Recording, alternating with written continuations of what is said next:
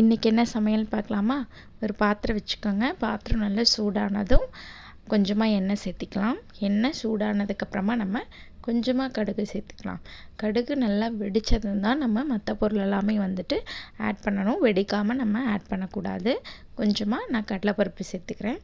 கடலைப்பருப்பு வந்துட்டு லைட்டாக ஃப்ரை ஆனால் போதும். அடுத்து வந்துட்டு வெங்காயம் வந்துட்டு நான் கம்மியாக தான் சேர்த்துருக்கேன். நீங்கள் அதிகமாக வேணாலும் சேர்த்துக்கலாம். வெங்காயம் வந்து நல்லா கோல்டன் ப்ரௌன் கலரில் ஆகணும். அது வரைக்கும் நம்ம வந்துட்டு ஃப்ரை பண்ணிக்கலாம்.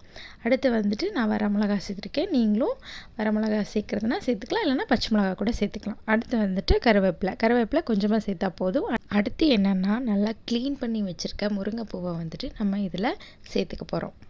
இது வந்து குழந்தைங்களுக்கு ரொம்ப நல்லது. ஆனால் லைட்டாக கசக்குன்னு சொல்லிவிட்டு அவங்க சாப்பிட மாட்டாங்க. நீங்கள் இந்த மாதிரி செஞ்சு கொடுங்க, சாப்பிடுவாங்க. நீங்கள் நல்லா ஃப்ரை பண்ணி விடுங்க. ஃப்ரை பண்ணி விட்டுட்டு லைட்டாக நீங்கள் மூடி போட்டு வேக வச்சுருங்க. இப்போ பார்த்தீங்கன்னா நல்லா வெந்துருச்சு. இதில் வந்து கடைசியாக நம்ம 4 முட்டை சேர்த்துக்கலாம். இது ஏன் சேர்க்குறோம் அப்படின்னா, குழந்தைங்களுக்கு வந்துட்டு முருங்கைப்பூ வந்து கொஞ்சம் கசப்பாக இருக்கும். அவங்க சாப்பிட்றதுக்கு கொஞ்சம் சிரமமாக இருக்கும். அதனால் நம்ம முட்டை சேர்த்து இதில் நம்ம செஞ்சு கொடுத்தோம் அப்படின்னா, முருங்கைப்பூ இருக்கிறதே அவங்களுக்கு தெரியாது.